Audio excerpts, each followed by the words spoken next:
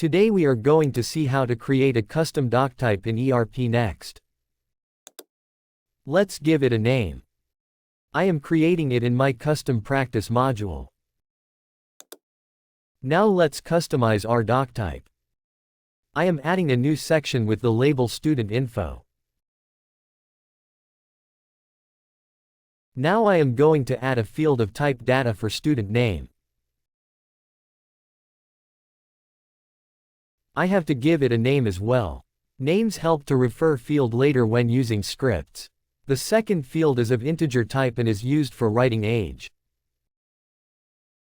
I want to make sure that age entered by user is a non-negative integer. That's it, our doctype is customized. Now let's make our first entry, our first student. This is Ninja.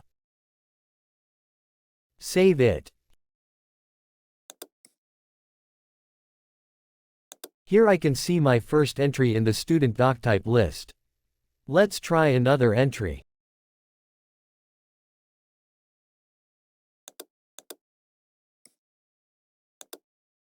Here we have two students created. That's all for today.